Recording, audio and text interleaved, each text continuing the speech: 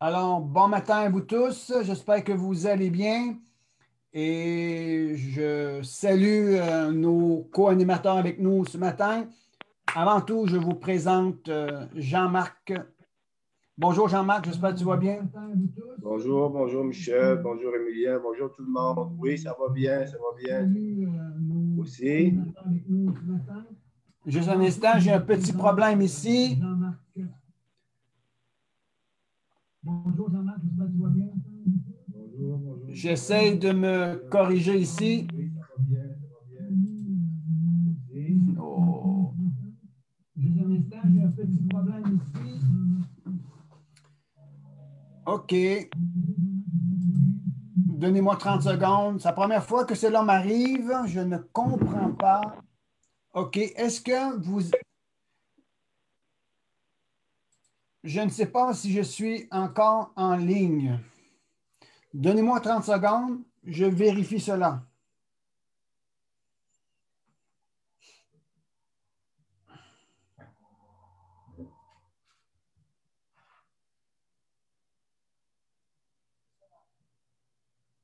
OK, Jean-Marc, tu peux y aller. Nous sommes encore en ligne. C'est à toi. Bonjour à tous, bienvenue avec nous sur cette rencontre du dimanche matin, Zoom et Facebook. On est content d'être ensemble, de se retrouver et de communier avec le Seigneur, premièrement, et de communier les uns avec les autres en esprit. Et on peut se voir aussi un peu. Donc, il y a une parole qui dit, voici le jour que Dieu a créé, qu'il soit pour nous sujet de joie.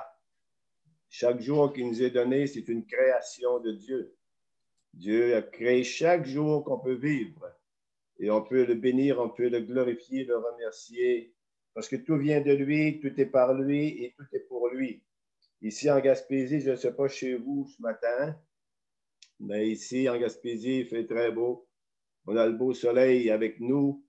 Et ici en face de chez nous, le privilège de voir même les pêcheurs de homards sur la mer qui sont là jusqu'à 10h, 11h. Là. Donc, on se réjouit d'être ensemble et de pouvoir connecter les uns avec les autres, communier les uns avec les autres. Et je vais laisser Pasteur Emilien nous conduire dans la louange pour qu'on puisse célébrer notre Seigneur merveilleux, glorieux Seigneur Jésus-Christ, notre Sauveur béni. Alors à toi, Emilien. Alors, bon matin. Privilège d'être avec vous ce matin. Alors, on va louer le Seigneur ensemble. On va lever nos voix, qu'on puisse prendre un temps de prière puis offrir à Jésus toute notre adoration, notre louange envers lui. Alors, Seigneur, merci pour ce temps. Merci pour ce moment que tu nous donnes d'être ensemble. Que ces chants puissent monter vers toi, Seigneur, comme plein d'amour envers toi. Amen. Dieu est ma paix, il tient toutes choses dans sa main, toujours présent, il fait fuir tous nos géants. Je n'ai rien à craindre, car tu es là. Tu chasses toutes mes peurs. Je n'ai rien à craindre, car tu me tiens. Mon cœur est dans la paix. Je n'ai rien à craindre. Oh, Dieu est fidèle. Tout ce qu'il dit s'accomplit dans son repos. Ma foi s'aligne à sa grâce. Je n'ai rien à craindre, car tu es là. Tu chasses toutes mes peurs. Je n'ai rien à craindre, car tu me tiens. Mon cœur est dans la paix, je n'ai rien à craindre. Oh, je n'ai rien à craindre. Oh, je n'ai rien à craindre. Non, Jésus, avec toi je ne crains rien. Oh, oui, le bonheur et la grâce m'accompagneront toute ma vie, toute ma vie. Oui, le bonheur et la grâce m'accompagneront toute ma vie, toute ma vie. Oui, le bonheur et la grâce m'accompagneront toute ma vie, toute ma vie. Oui, le bonheur et la grâce m'accompagneront toute ma vie, toute ma vie.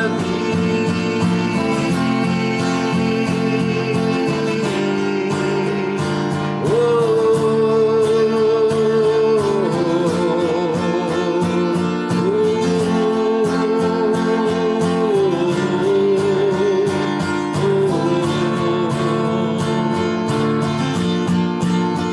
oui, le bonheur et la grâce m'accompagneront toute ma vie, toute ma vie. Oui, le bonheur et la grâce m'accompagneront toute ma vie, toute ma vie.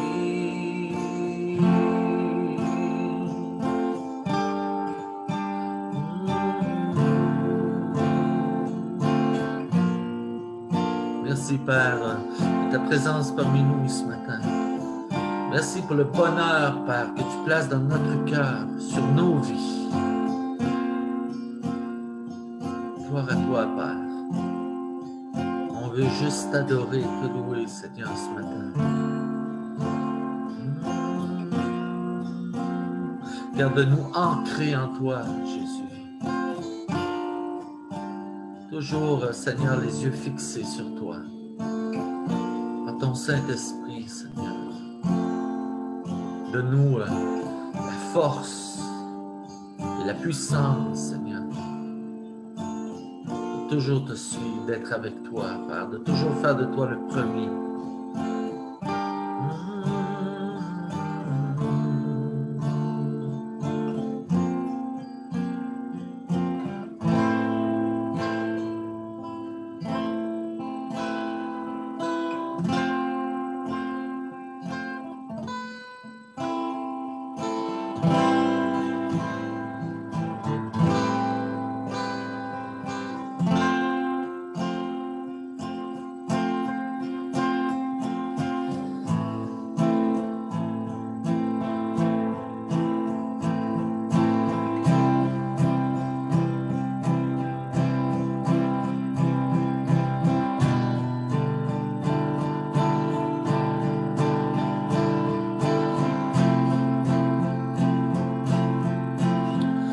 Cet espoir,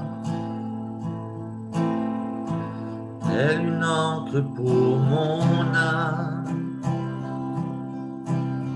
dans la tempête, je m'appuie sur toi, dans ton amour. Toutes mes craintes disparaissent. En toutes choses, j'ai confiance en toi.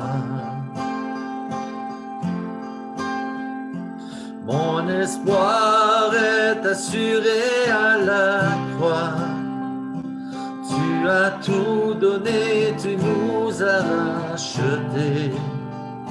Cet espoir est une encre pour mon âme, inébranlable est notre Dieu.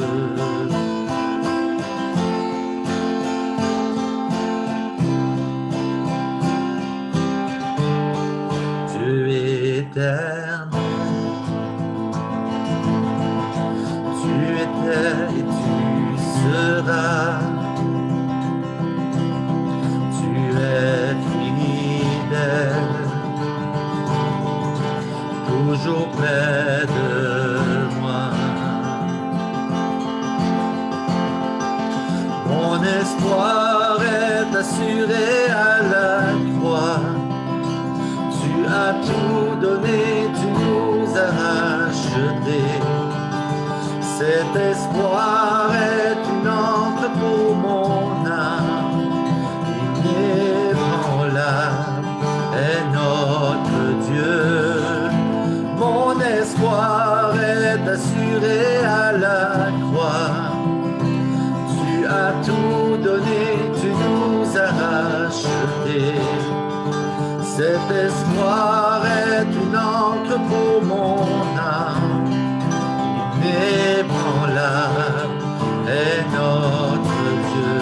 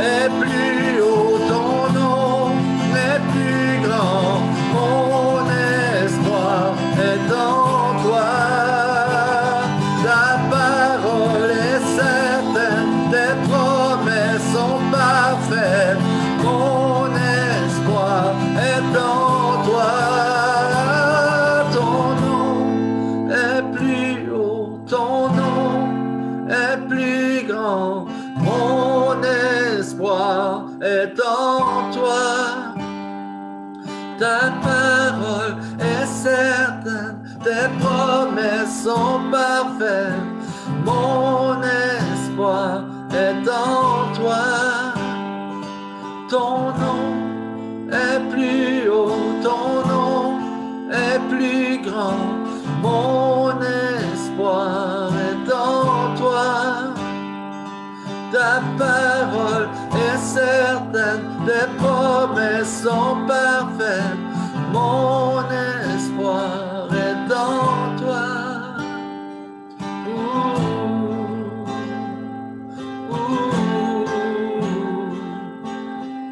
Mon espoir est en toi. Jésus, tu es mon ancre. Jésus, me soutiens, Jésus.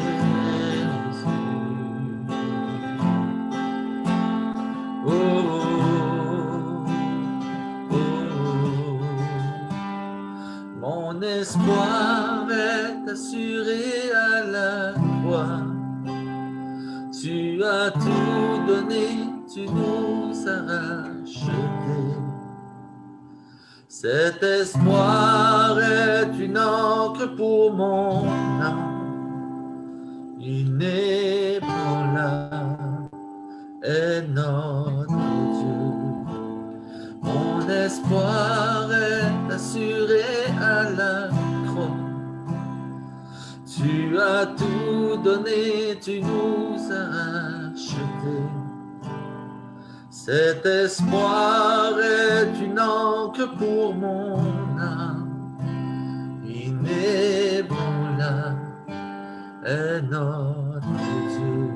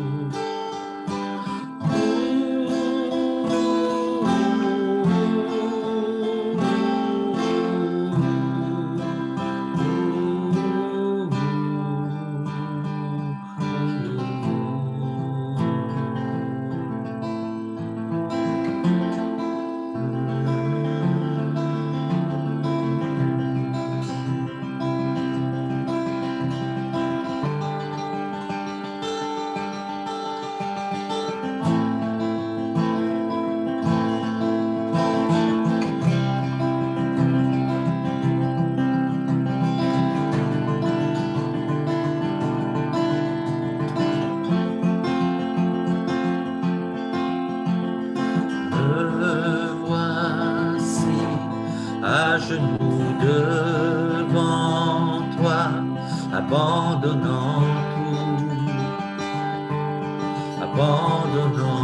tout. Mon seul désir, alors que tu m'attires, c'est d'être avec toi, être avec toi. Je m'abandonne.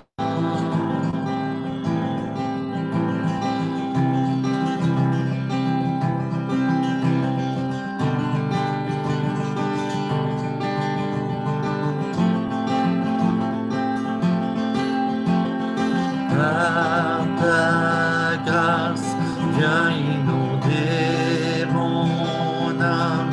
J'ai besoin de toi, besoin de toi. Les bras ouverts, tu entends ma prière. Parle à mon cœur, parle à mon cœur. Je m'abandonne, je m'abandonne. Je veux te connaître plus, je veux te connaître plus. Je m'abandonne, je m'abandonne. Je veux te connaître plus, je veux te connaître plus.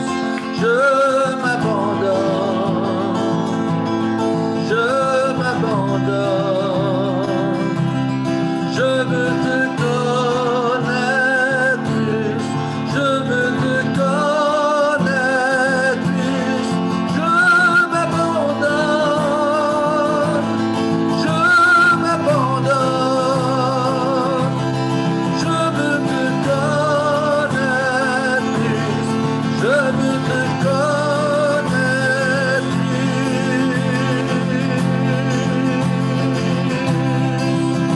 Oh, oh, oh, tel un vent puissant provoque un changement. Dieu vient régner, Dieu vient régner en moi. Souffle maintenant, réveille mon âme. Dieu vient régner, Dieu vient régner en moi. Oh, tel un vent puissant provoque un changement. Dieu vient régner, Dieu vient régner en moi. Souffle maintenant, réveille mon âme. Dieu vient régner, Dieu vient régner en moi. Tel un vent puissant provoque un changement. Dieu vient régner, Dieu vient régner en moi. Souffle maintenant, réveille mon âme. Dieu vient régner, Dieu vient régner en moi. Dieu vient régner, Dieu vient régner en moi. Dieu vient régner, Dieu vient régner en moi. Je m'abandonne, je m'abandonne. Je veux te connaître plus, je veux te connaître plus. Je m'abandonne, je m'abandonne. Je veux te connaître plus, je veux te connaître plus, je m'abandonne, je m'abandonne, je veux te connaître plus, je veux te connaître plus. Jésus, révèle-toi à nous ce matin. On veut te connaître encore plus, Jésus. Apprends-nous à te connaître tel que tu es, Seigneur.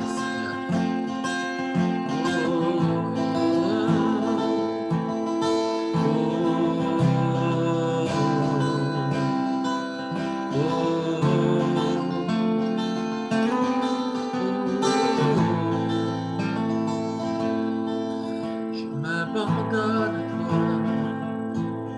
Je m'abandonne. Je m'abandonne à toi. Je m'abandonne.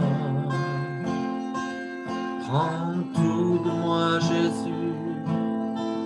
Prends tout de moi. Oh, oh,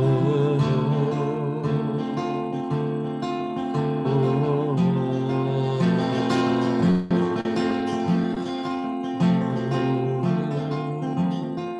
tel un vent puissant provoque un changement. Dieu vient régner, Dieu vient régner en moi. Souffle maintenant, réveille mon âme. Dieu vient régner, Dieu vient régner en moi.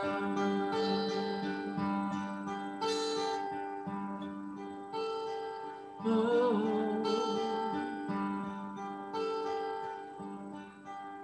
prends tout de nous, Seigneur.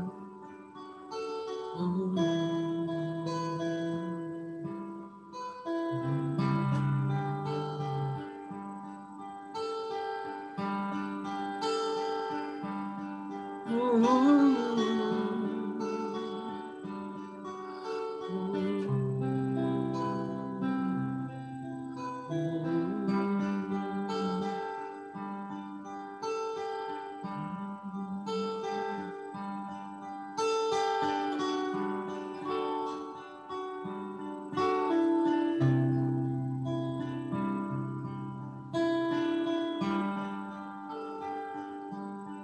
Merci, Père, pour ta fidélité,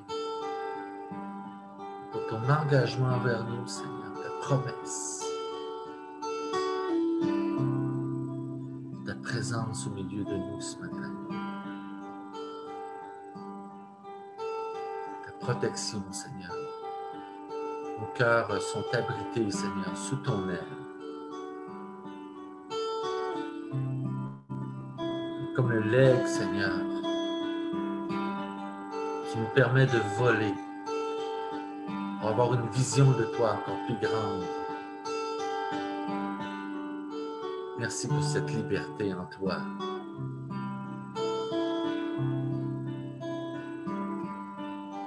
Oh, oh, oh, oh.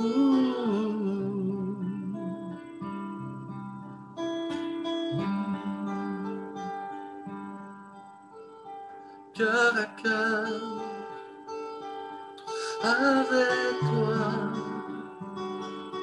je m'abandonne à toi. Cœur à cœur avec toi, je m'abandonne à toi. Gloire à toi, Seigneur. Sois béni pour toutes choses. Amen.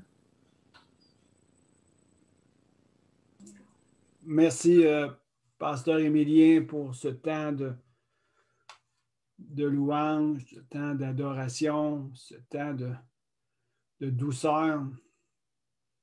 C'est une grâce, c'est vraiment quelque chose d'extraordinaire de pouvoir louer, célébrer le nom de notre Seigneur Jésus-Christ. Et laissez-moi vous dire ceci, il y a une onction qui repose sur la louange. Il y a une présence de Dieu dans la louange. D'ailleurs, ça dit que l'Éternel, le Saint d'Israël, siège, habite au milieu de la louange de son peuple. Et je peux vous dire que s'il y a de l'onction dans la présence, s'il y a de l'onction sur cette louange, c'est parce que celui qui amène cette louange a aussi, et il porte, et il véhicule cette onction, cette présence de Dieu. Alors, merci à toi, Émilien, merci à ton épouse pour l'amour que vous portez pour la Gaspésie, étant vous-même des personnes qui sont de la Gaspésie. Alors, merci pour ce que le Seigneur fait pour vous et j'appelle la bénédiction pour vos familles, pour vos enfants et puis pour votre couple. Alléluia. Au nom de Jésus, Père, nous te donnons toute la gloire. Et que cette présence soit manifeste.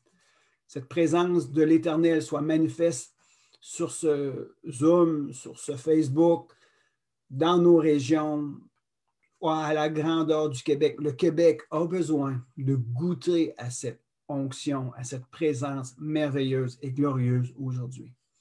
Avant d'aller plus loin, j'ai deux petites annonces à faire. La première annonce, c'est, comme vous le savez, à tous les mardis, nous avons un Zoom que nous appelons, que j'ai nommé Connexion Gaspésie. Alors, ce mardi, c'est une rencontre particulière. Nous avons un couple invité du nom de Michel Chevalier et son épouse Nathalie. Et il sera avec nous.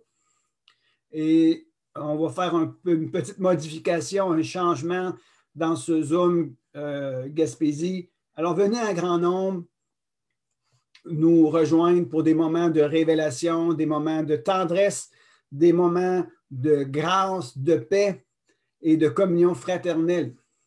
Michel et Nathalie font partie de nos amis que nous affectionnons dans nos cœurs. Alors, ceux et celles qui veulent participer à ce Zoom et qui ne sont pas habitués à être parmi nous, envoyez-moi un message sur ma page Facebook personnelle. Laissez-nous ou bien un message à mon épouse si vous connaissez et vous êtes amis avec mon épouse sur le Facebook. Envoyez un message Messenger. On va vous envoyer les informations nécessaires pour que vous puissiez vous connecter avec nous ce mardi 19h. Alléluia. Aussi, à partir de dimanche prochain, le 2 mai, on recommence des rencontres publiques à la salle anciennement appelée les Joyeux Copains de Grande-Rivière, et cela à compter de 10 heures. Alors, ceux et celles qui sont près des environs, qui veulent venir assister en présentiel avec nous, vous pouvez vous joindre à nous. Mais il va toujours y avoir le Zoom et le via Facebook pour ces assemblées aussi. Alors, je crois que certaines personnes sont heureuses et sont contentes. Même nous, on est contents de se retrouver en famille.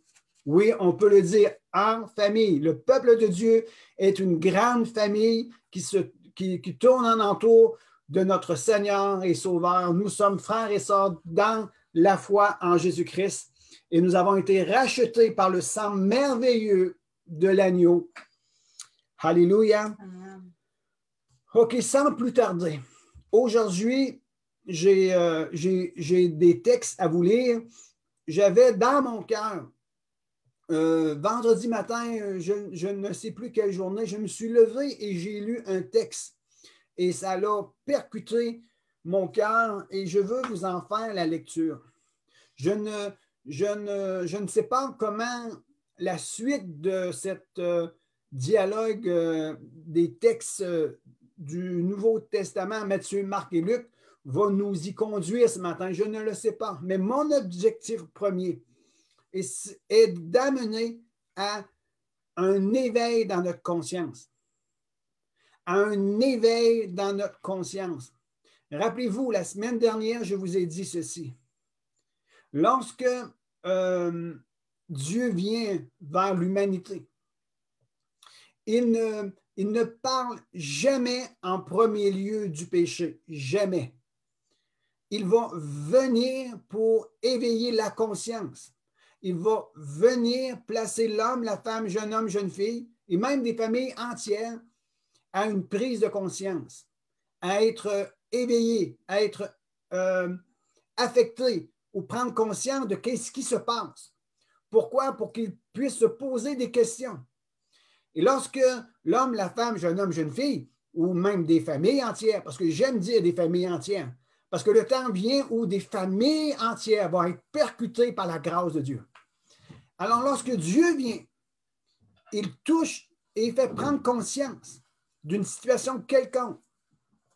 Et lorsque la personne qui est interpellée par la grâce et par l'intervention de Dieu dans sa propre vie et qui commence à interroger, mais qu'est-ce qui se passe? C'est alors que Dieu vient lui révéler son besoin et la situation dans laquelle il se trouve. Et c'est là qu'il commence à parler de sa condition de pécheur. Amen. Je peux vous dire ceci. Si nous, en tant que chrétiens, nous voulons témoigner de la grâce et de l'amour de Dieu et que nous allons directement vers les manquements des gens, directement vers leurs problèmes et que nous les pointons, on appelle cela « ne les jugez pas ». On va rater notre coup. Si, par contre, on manifeste une attention particulière, un amour vers eux, que nous nous rendons disponibles pour eux et que nous laissons simplement l'amour s'exprimer dans nos relations et que nous amenons la connaissance du Fils de Dieu pour eux, ils vont commencer à s'interroger. Ils vont commencer à prendre conscience. Et c'est là qu'on va pouvoir parler de leur besoin d'être sauvés, leur besoin de reconnaître leur vie pécheresse. Et on va pouvoir commencer à leur parler des problèmes du péché dans leur vie. Si vous me suivez bien ici, alors mon objectif ce matin est simplement de faire un éveil à notre conscience. Pourquoi? Pour qu'on puisse se présenter devant le Seigneur et commencer à rentrer en dialogue avec lui et commencer à lui poser des questions. Seigneur, dis-moi quoi faire, comment je dois m'y prendre, aide-moi, je t'en prie. Alors, si j'atteins mon objectif ce matin, eh bien, toute gloire soit rendue à Jésus. Saint-Esprit, d'après les textes que je vais lire ce matin, je te demande de venir mettre de la lumière, de la révélation, de toucher nos cœurs. Et comme Émilien chantait, notre Dieu est inébranlable. Notre Dieu est notre espoir. Mon espoir est assuré à la croix. Alors, Esprit de Dieu, viens pointer ces messages sur la personne de Jésus-Christ et que cette lumière reflète dans notre âme pour qu'on puisse prendre conscience et prendre des positions adéquates en tant qu'enfant de Dieu aujourd'hui. Amen. Alors, je vous bénis avant de commencer, que la grâce de Dieu soit avec vous. Ceux et celles qui sont là pour prendre des notes, ceux et celles qui sont là, je vous invite. Je vais vous inviter à prendre des notes. Sortez votre crayon, votre bout de papier. Prenez vos Bibles aussi si vous êtes assez rapide pour tourner dans les références. Mais on commence. Je veux lire le texte de Matthieu 24, versets 1 à 8. Et vous pouvez prendre des notes parce que le texte de Matthieu 24, de 1 à 8, se retrouve aussi dans Marc 13, 1 à 8, et aussi se retrouve dans Luc 21, 1 à 9. Pourquoi je nomme ces trois références? Ces trois références nous parlent d'un même thème, mais les trois évangiles rajoutent des informations supplémentaires et particulières. Et je vais ouvrir cet enseignement ce matin. Non pas que je prétends que je suis un enseignant, mais je veux simplement prétendre que je suis quelqu'un qui peut apporter, par la grâce de Dieu, quelques lumières sur les Écritures. Matthieu 24, versets 1 à 8. Je me répète, je le sais, vous trouvez aussi dans les autres évangiles, Marc 13, 1 à 8, Luc 21, 1 à 9. Je vais lire Matthieu 24 de 1 à 8 et je vais descendre tout en mettant quelques réflexions. C'est le discours sur la fin des temps. C'est un discours sur l'eschatologie, la destruction de Jérusalem et l'avènement du Fils de l'homme. Je commence ma lecture ici. Comme Jésus s'en allait aux sorties du temple, ses disciples s'approchèrent pour lui faire remarquer les constructions. Mais il leur répondit, Jésus leur répondit, « Voyez-vous tout cela? En vérité, je vous le dis, il ne restera pas ici, pierre sur pierre, qui ne soit renversé. » Alors Jésus ici est en train de nous parler d'une destruction de quelque chose. Le verset 3, il dit, « Il s'assit sur le mont des Oliviers et les disciples vinrent en privé lui dire. » Et qui vint en privé pour lui demander la question? Les autres textes nous disent Pierre, Jean, Jacques et André. Alors, 4 disciples viennent en privé demander à Jésus 2 questions. Première, il dit, dis-nous quand cela arrivera et quel sera le signe de ton avènement ou quelle sera la marque de ton avènement et la fin du monde. Quand on dit ton avènement, ton parousie, ta parousie, qui nous parle de sa venue physique. Je continue. Au verset 4. Jésus leur répondit, prenez garde que personne ne vous séduise. Et ce texte, cette parole, a résonné dans mon cœur et je veux juste vous parler de certains contextes. L'Ancien Testament nous révèle des choses et dans l'Apocalypse, nous en voyons leur manifestation. Et aujourd'hui, Jésus est en train de parler, il y a 2000 ans passés, Jésus est en train de parler à ses disciples, mais nous pouvons prendre ces textes aujourd'hui comme une actualité maintenant. Jésus dit, prenez garde que personne ne vous séduise. Ça dit, car plusieurs viendront sous mon nom en disant, c'est moi qui suis le Christ, et ils séduiront beaucoup de gens. Vous allez entendre parler de guerre et de bruit de guerre. Gardez-vous de vous alarmer, car cela doit arriver. Deuxième recommandation. Première, c'est prenez garde que personne ne vous séduise. Et la deuxième, il dit, ne soyez point troublés.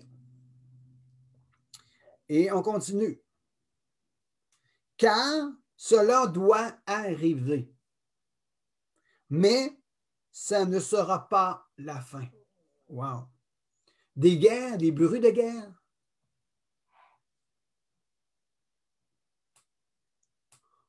De la famine, des tremblements de terre. Mais il dit cela ne sera pas encore la fin. On continue au verset 7. Une nation s'élèvera contre une nation et un royaume contre un royaume.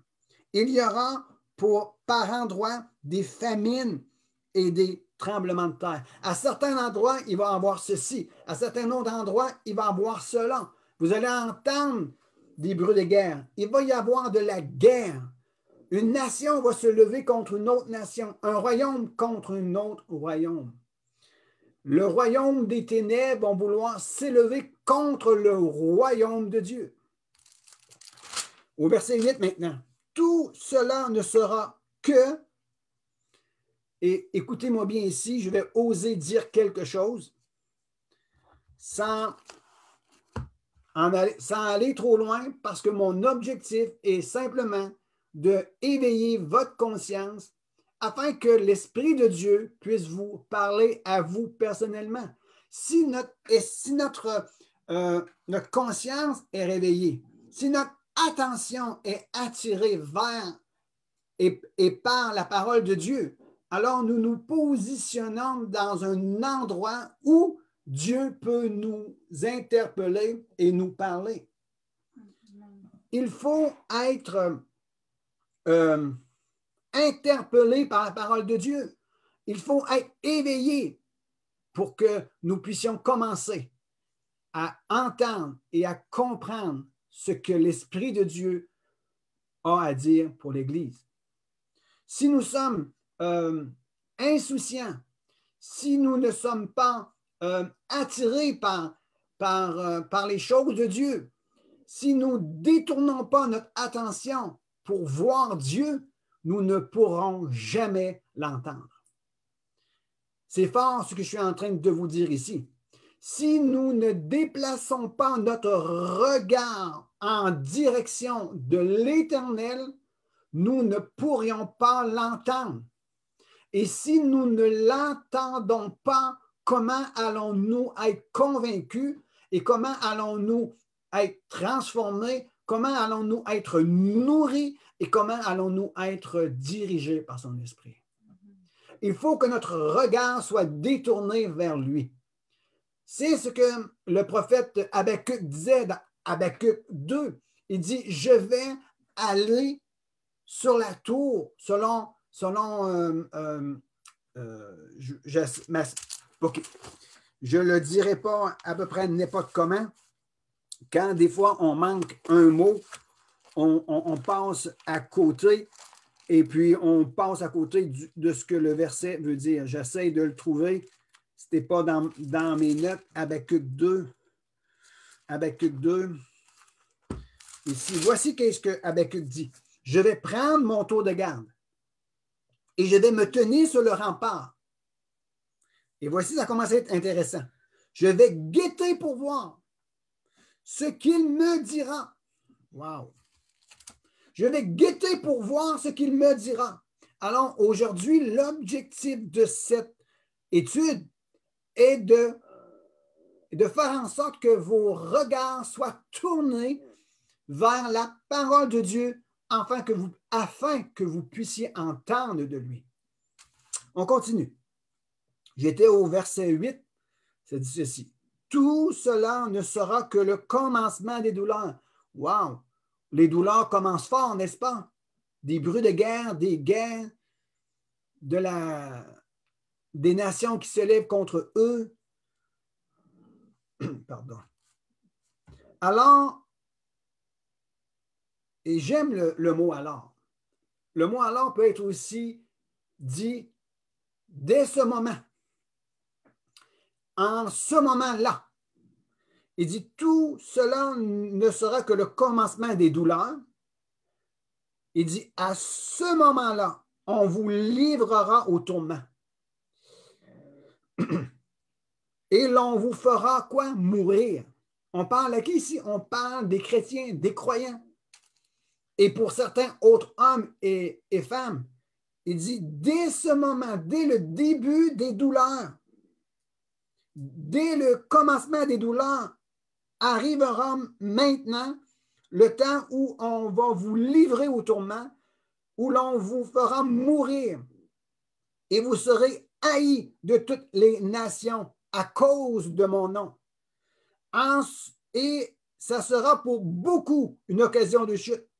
Ils se trahiront, ils se haïront les uns les autres.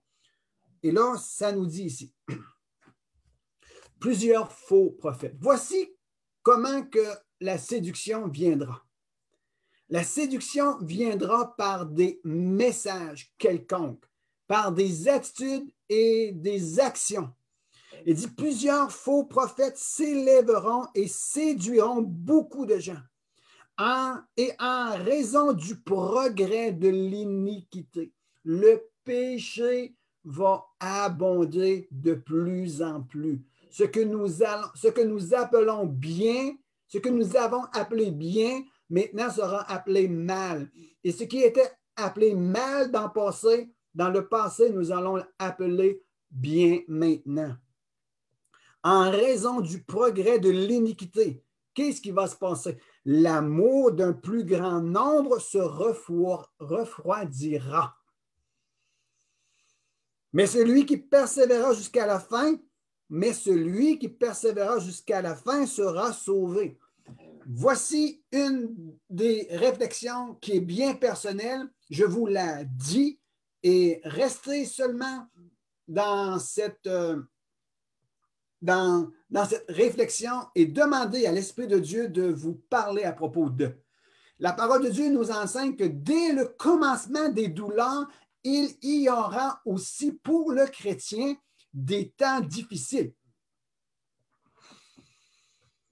Les commencements des douleurs dans le monde, une nation contre une nation, les tremblements de terre, les famines, des choses que nous n'avons presque vues sporadiquement dans le passé, s'intensifient aujourd'hui. Mais dès ce moment-là, il y aura aussi quelque chose qui est en conjoint, en parallèle. C'est on va vous livrer au tourment. On vous fera mourir. On va vous haïr.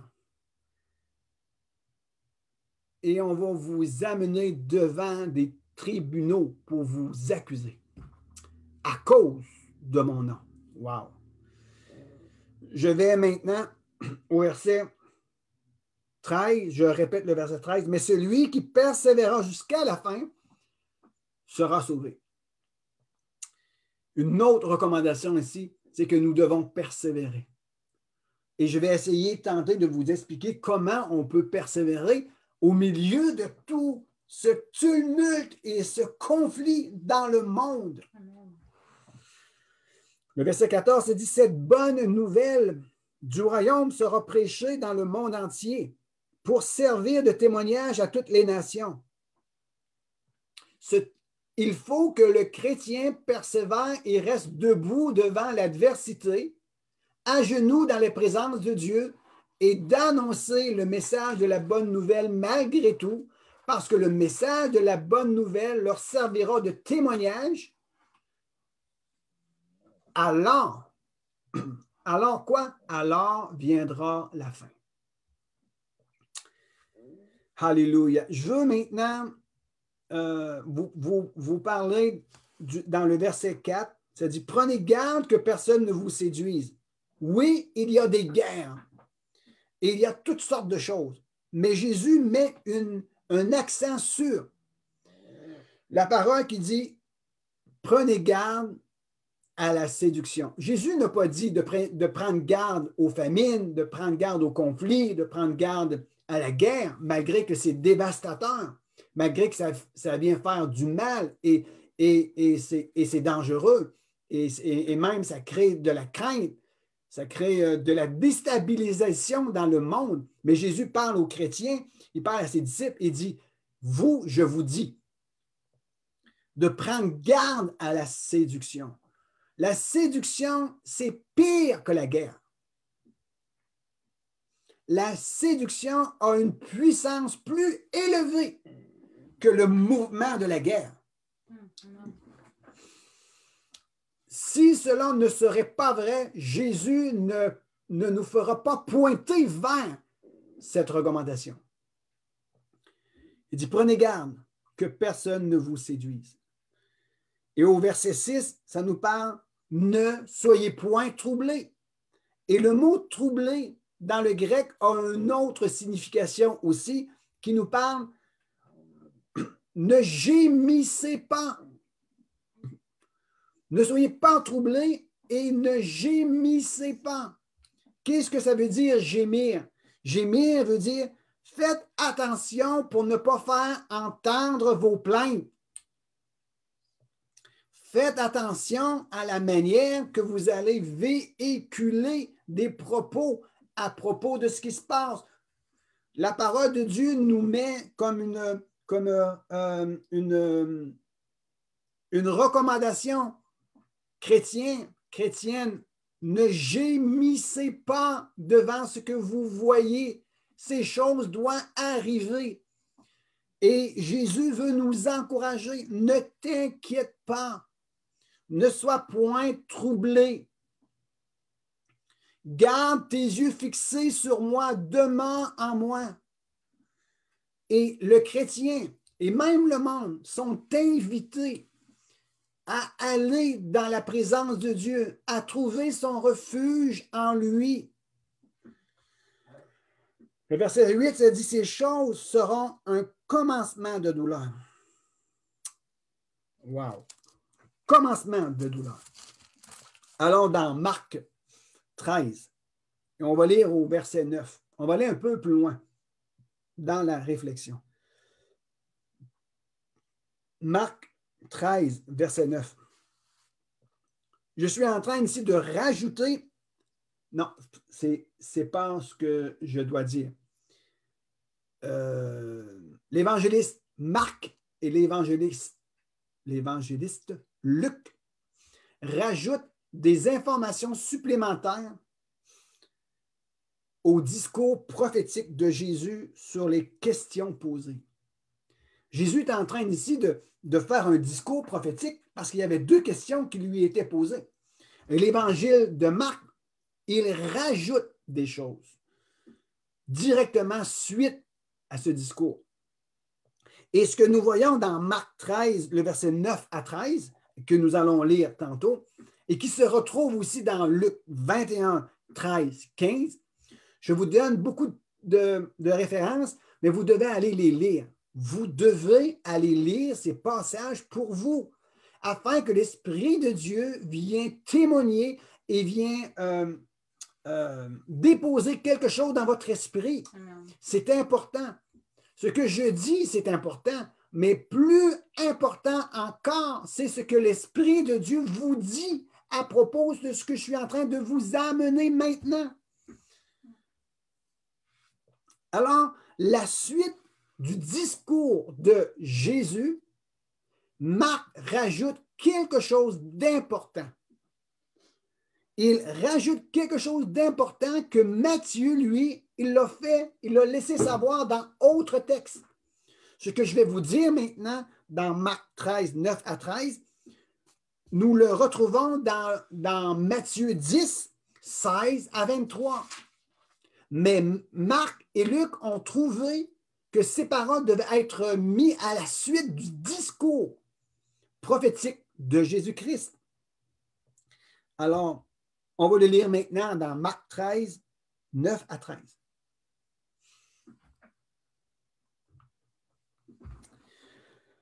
Ça dit ceci. Prenez garde à vous-même.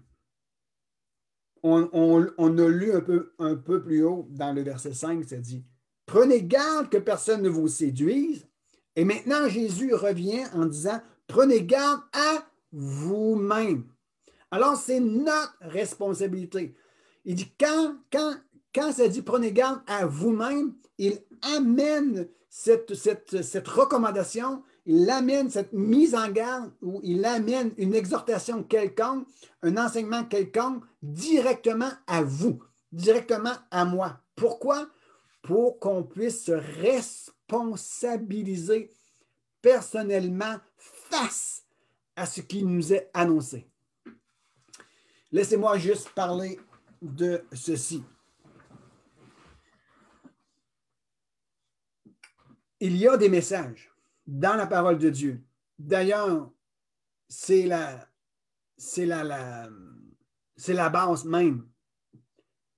Nous devons nous-mêmes tu dois toi-même te responsabiliser personnellement envers Jésus-Christ, envers ta propre vie et envers ce que tu fais dans ce monde aujourd'hui. C'est ta responsabilité. Marc rajoute, prenez garde à vous-même. Prenez garde à vous-même. Je vais continuer à lire. J'avais dit de 9 à 13. Je lis 9 à 13. On vous livrera aux tribunaux. Immédiatement, lorsque le commencement des douleurs arrive, voici ce qui se passe parallèlement. On vous livrera aux tribunaux et vous serez battus de verge dans les synagogues. Vous comparaîtrez devant les gouverneurs et devant les rois à cause de moi. Ici, on peut dire, nous allons comparaître devant la loi.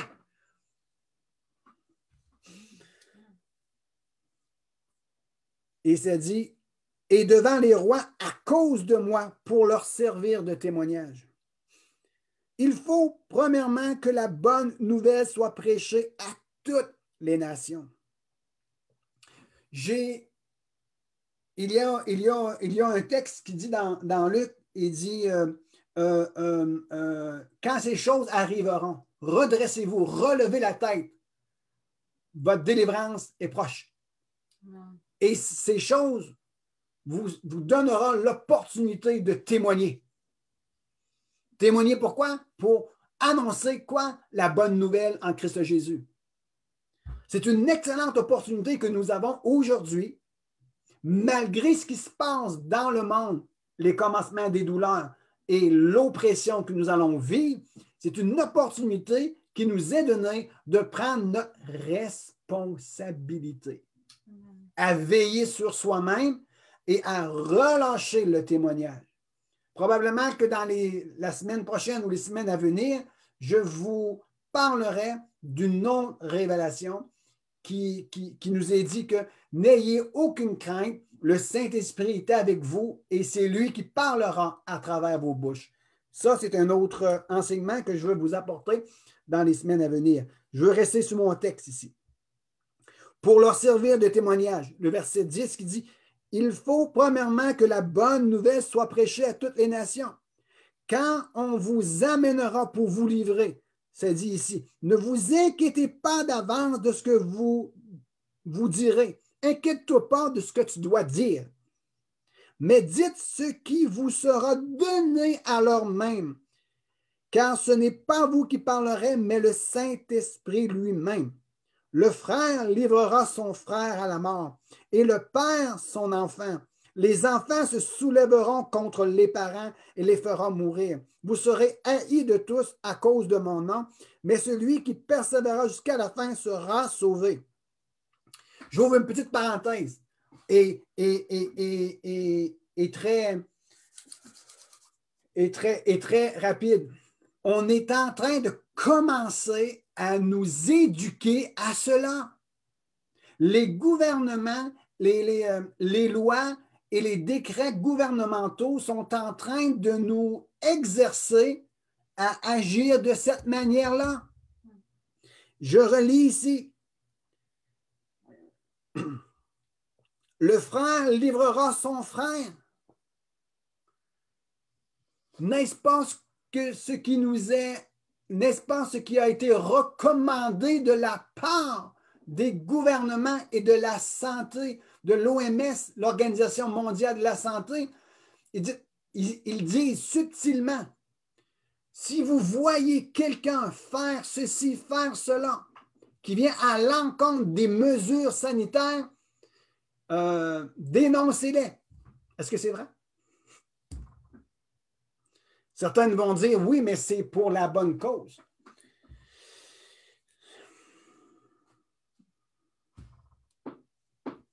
On est en train, le monde d'aujourd'hui, le monde sans Christ, sans espérance, le monde qui domine ce monde aujourd'hui avec leur politique, leur décret, leur loi qui n'a aucun sens, est en train d'amener les gens à l'exercice de ce qui va être bientôt parmi nous.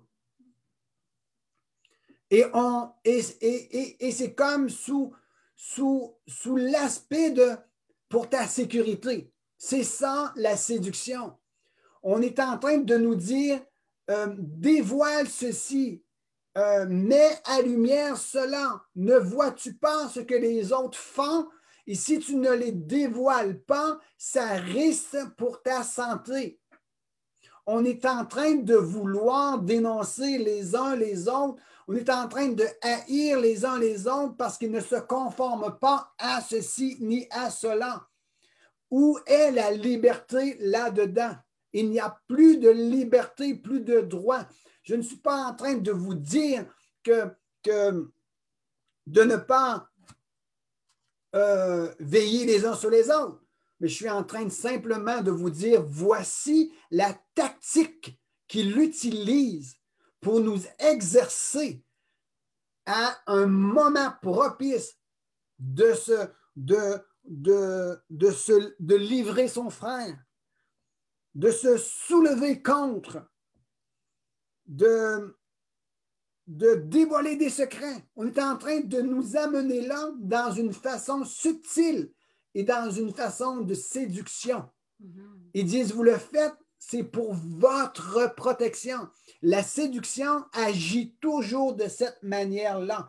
Et les gens vont trouver dans cela, même aujourd'hui, les gens trouvent dans cela une forme de protection et de sécurité. Mais en réalité, c'est une fausse sécurité, c'est une fausse protection parce qu'il vient détruire la vie des gens. C'est des réflexions tout simples. Mais nous sommes rendus à un endroit quelconque. Je vérifie l'heure, je ne veux pas dépasser mon temps. Alléluia. Alors, ma question ici, sommes-nous arrivés ou sommes-nous bientôt arrivés à la fin des temps des nations? Je ne dis pas la fin du monde, mais la fin des nations. Que signifie la fin des nations? Je vous donne deux points ici.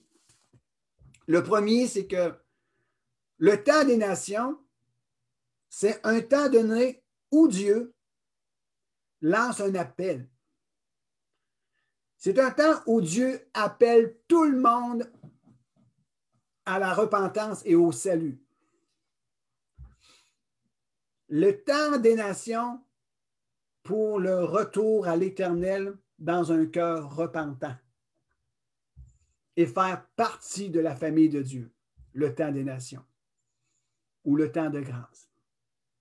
L'autre point, c'est que plusieurs pensent aussi, c'est que c'est un temps qui a été donné aux nations pour exercer un jugement sur Israël. Nous trouvons cela, je vais vous lire un texte, juste pour vous dire que je suis toujours biblique. Luc 21, verset 24, nous dit ceci. Ils tomberont sous le tranchant de l'épée, ils seront amenés captifs parmi toutes les nations, et Jérusalem sera foulée aux pieds par les nations, jusqu'à ce que les temps des nations soient accomplis. Alors, sommes-nous arrivés vers la fin du temps des nations? Amos 3, verset 7 nous dit ceci. L'Éternel ne fait rien sans en avertir ses serviteurs les prophètes. L'Éternel ne fait rien, il ne met rien en œuvre qu'il n'a pas averti au préalable ses serviteurs les prophètes. Amos 3, 7. Alors, nous avons besoin maintenant, il faut que je vérifie l'heure, je ne veux pas, parce que si je rentre trop profondément dans ce texte, je ne veux pas. Amen, amen. OK, je continue. Nous avons besoin maintenant, plus que jamais, des prophètes et des intercesseurs. Oui, nous avons encore besoin des enseignements, des pasteurs, nous avons besoin des soins pastoraux, nous avons besoin des équipes de louange, gloire à Dieu, merci Seigneur. On a besoin du ministère apostolique, oui, merci Seigneur, c'est vraiment essentiel. Nous avons besoin de l'évangéliste, de cette onction d'aller gagner des âmes, oui, absolument, c'est primordial. Mais aussi, nous avons besoin des hommes et des femmes, jeunes hommes, jeunes filles, et des familles entières animées de l'esprit. Chaque soir, lorsque nous nous retrouvons, ma famille et moi et mes filles, je leur dis continuellement à mes filles, nous sommes appelés à être une famille prophétique et nous voulons être animés de l'Esprit de Dieu afin que les gens puissent voir et reconnaître que Jésus-Christ est le sauveur de l'humanité et le Seigneur pour les sauver et les amener dans son règne. Nous avons besoin des hommes et des femmes qui s'élèvent au-dessus de la mêlée et qui lancent une parole de Dieu. Pourquoi? Pour ramener le cœur, ramener les pas, ramener des vies. Parce que le monde aujourd'hui part à la dérive. Le monde est sur son déclin. Jésus a dit dans un des versets, je vais un peu plus loin, puis je vais être obligé de terminer ici, puis recommencer la semaine prochaine. Jésus a dit dans Jean 9, verset 14, il dit « La nuit vient où personne ne peut travailler ». Et le mot aussi « travailler » se retrouve dans plusieurs autres textes. Nous le retrouvons dans d'autres textes qui dit, exemple, nous devons travailler notre salut. Nous devons travailler pour la nourriture qui ne périsse pas. Mais Jésus dit, il vient un temps. Il vient un temps. Le temps n'est pas encore arrivé, mais nous rentrons peut-être petit à petit dans ce temps. Jésus dit, il vient un temps où la nuit vient, où les gens ne pourront plus travailler, où personne ne peut travailler. Il va venir un temps où nous, les chrétiens, les croyants en Christ Jésus, les disciples de l'Éternel, il va venir un temps où ça sera terriblement pénible, terriblement difficile d'annoncer le message de l'Évangile. Il va venir un temps où nous allons être menottés. Nous allons être sur un bâillon.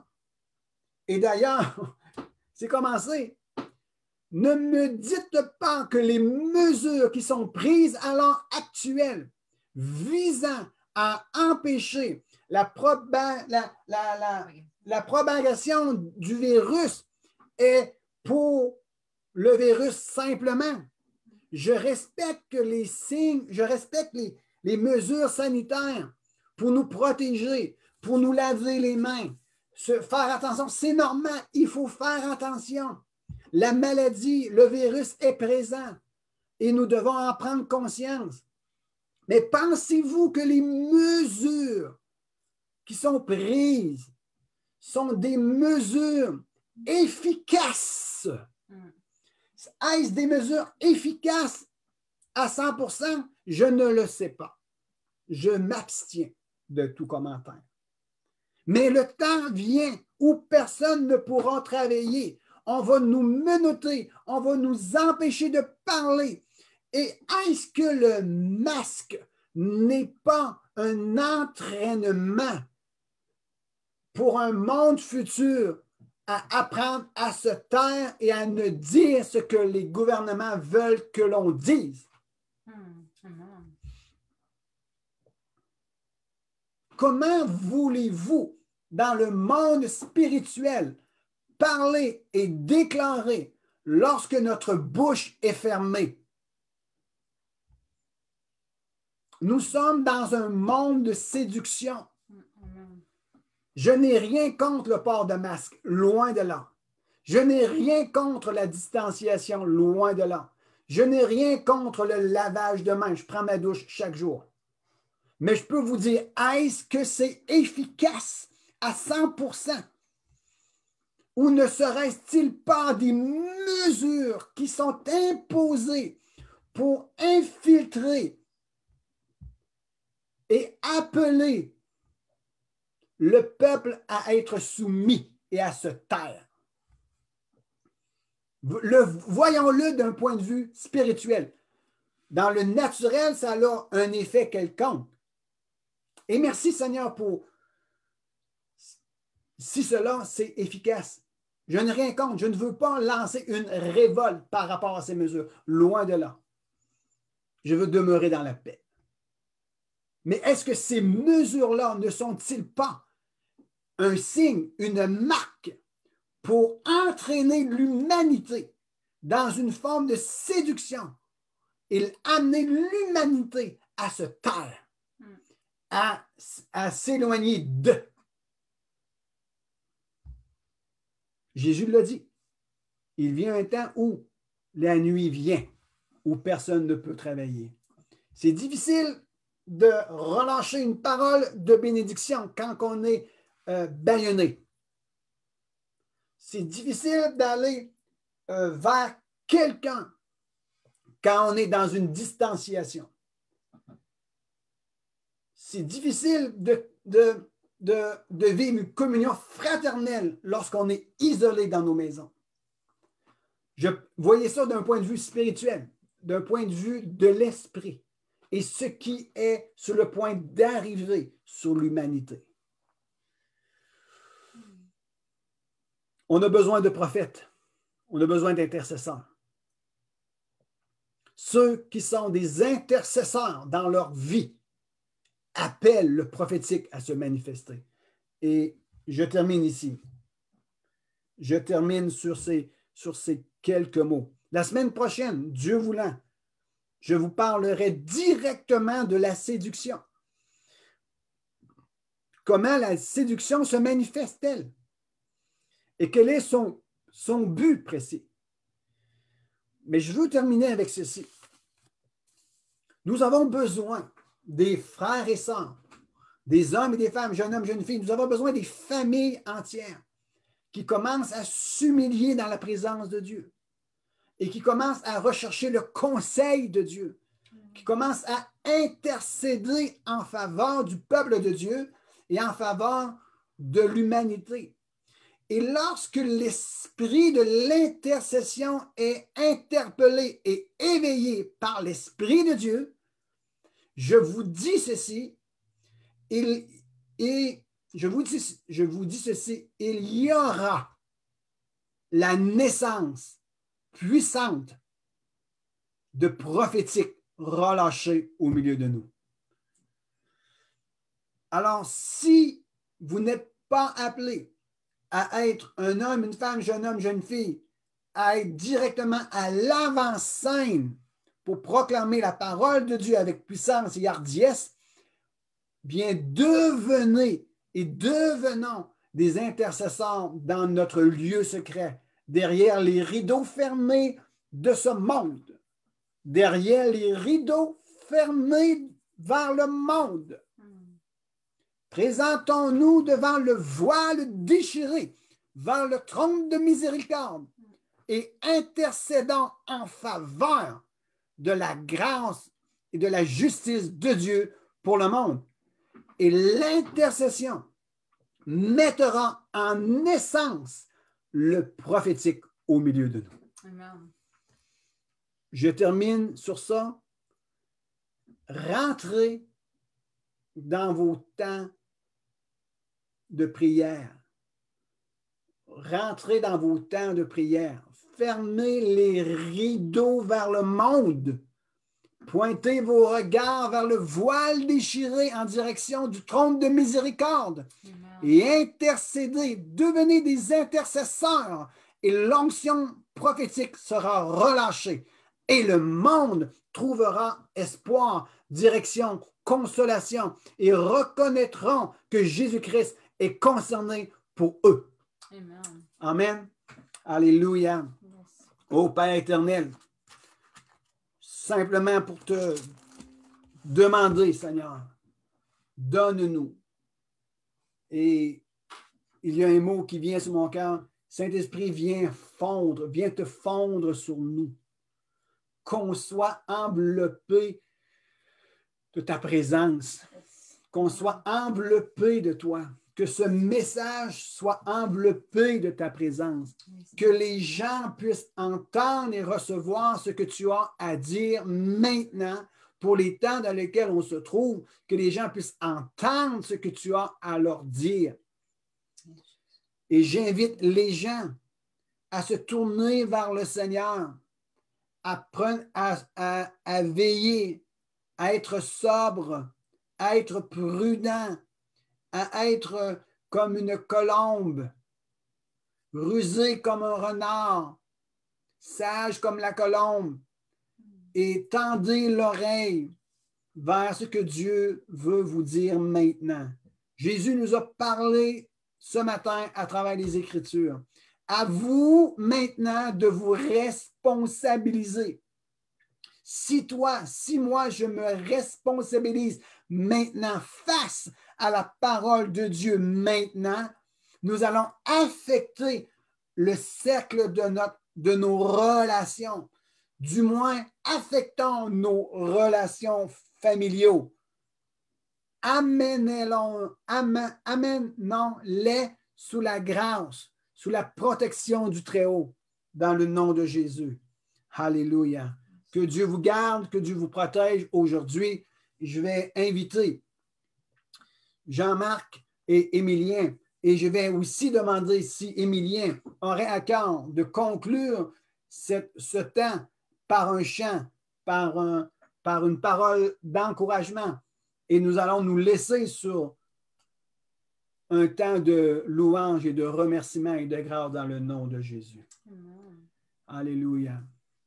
Alors, prenons quelques minutes ensemble pour partager.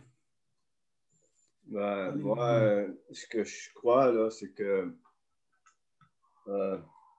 moi, il y a un passage là, que je trouve qui est important quand Jésus a dit « Cherchez premièrement le royaume et la justice de Dieu ». Mais cette parole-là, dans la justice de Dieu, c'est d'avoir les yeux ouverts et chercher la justice de Dieu. Vous savez, dans le temps de la Deuxième Guerre mondiale, quand en Pologne, particulièrement en Pologne et en France, lorsque les gens voyaient les Juifs être embarqués dans des wagons, sur des trains, pour être amenés dans des camps de concentration, et qu'il y a beaucoup de films qui montraient ça, qu'ils dénonçaient ceux qui protégeaient les Juifs. Ça, c'est là que, quand Jésus dit cherchez la justice de Dieu. Heureux ceux qui ont faim et soif de justice. Chercher la justice, c'est d'avoir les yeux ouverts concernant ce qui se passe autour de nous, et principalement ceux qui sont... on ne sait pas qu'est-ce qui va se passer là, dans les temps à venir. C'est des temps qui vont être critiques, certains. Mais moi, je crois que c'est vraiment particulièrement ceux qui vont chercher la justice de Dieu et qui vont déclarer la parole de Dieu, qui vont se positionner concernant ce que la parole de Dieu dit. Ça va être la vraie persécution. Puis là, ben, c'est pas nouveau parce que dans le temps des premiers chrétiens, il y avait la même chose parce qu'il y avait le système de César et tout l'État romain où on dénonçait les chrétiens. Mais même dans les temps actuels, comme je le disais tantôt, on dénonçait les Juifs, on les livrait même à la police, on les livrait aux autorités. Et pour moi, c'est quand ces temps-là vont arriver, là, où est-ce qu'on va vouloir nous interdire de témoigner, de rendre témoignage de Jésus et de sa parole et de nous positionner dans nos convictions. Là, il va y avoir un prix à payer. On ne sait pas si nous, on va vivre ça, mais on sait que les temps approchent où est-ce que c'est possible que ces choses-là se passent dans notre génération. Et c'est même pour nous, il semble que ce soit probable même. Mais pour moi, c'est vraiment de chercher d'avoir les yeux ouverts et de dire, Seigneur, qu'est-ce que tu me demandes de faire et comment je dois me positionner concernant les vrais enjeux. Les vrais enjeux, c'est vraiment la justice de Dieu. Il y a une femme, je ne sais pas si vous connaissez, Sophie Scholl, qu'elle a dénoncé ce que les Allemands faisaient dans une université à Berlin, je pense. Et elle en a payé, elle a été décapitée. Ça a pris 3 jours, ils ont fait son procès et ils l'ont décapitée. Donc, c'est des choses comme ça qui peuvent arriver. D'avoir toujours les yeux ouverts et d'être conscient que ces choses-là peuvent se produire dans notre temps, dans 5 ans, dans 10 ans, dans 15 ans, mais de chercher la justice de Dieu et de savoir pour quel enjeu on doit se battre. Il faut se battre pour les vrais enjeux, ceux que Dieu va nous montrer. Positionne-toi, place-toi, prépare-toi. Et pour moi, c'est ça qui est important, c'est de chercher le royaume de Dieu et sa justice. Et la justice de Dieu, ben, on en parlait au début là, avec Emilien et Michel tantôt. Heureux ceux qui ont faim et soif de la justice. Hein? Donc, pour moi, c'est ça. Ça me ramène vraiment d'avoir les yeux fixés sur le Seigneur, comme on disait tantôt, sur Jésus, et de discerner les vrais enjeux pour ne pas se laisser emporter vers des choses que Dieu ne nous demande pas de faire ou d'aller. De vraiment savoir qu'est-ce que tu nous dis et quand et comment je dois me positionner. Moi, c'est ce que ça me dit. Et on va le voir c'est là que c'est important d'avoir nos yeux fixés sur Jésus. C'est ce que je voulais partager. Amen. Amen. Merci Seigneur. Avoir les yeux ouverts. Comme je disais, avoir les yeux ouverts pour entendre ce que Dieu a à nous dire. Alors, merci Jean-Marc encore une fois, toujours agréable. On va laisser de la place à Émilien maintenant. À toi, Émilien. Merci, Pasteur Michel. Verset 6, gardez-vous d'être troublés. Moi, je retiens ça dans les temps actuels. C'est tellement important de garder la joie dans tout ce paysage un peu plus sombre, de garder la joie. Et ça, ben, c'est ça, dans la prière, dans la puissance de l'Esprit, qui nous donne cette joie-là. Et cette joie-là vient mettre la table sur une relation saine avec Jésus-Christ.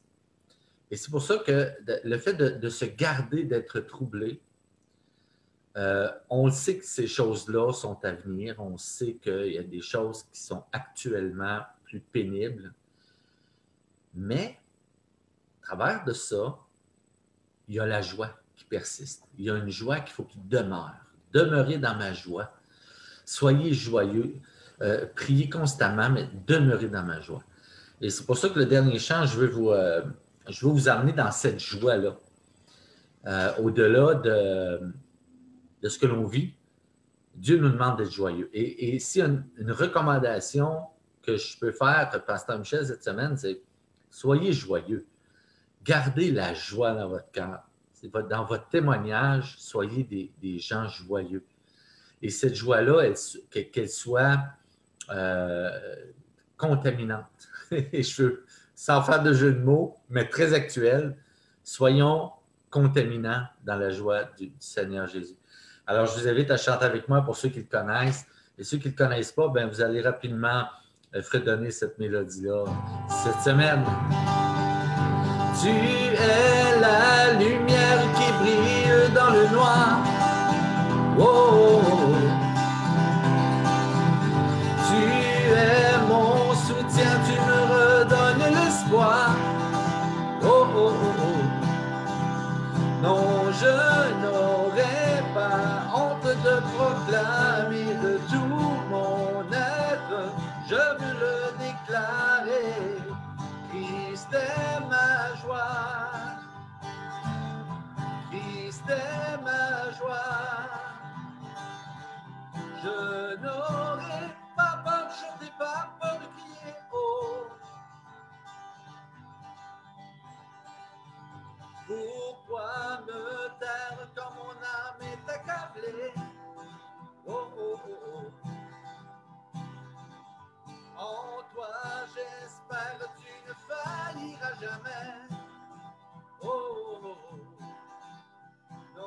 je n'aurai pas honte de proclamer de tout mon être.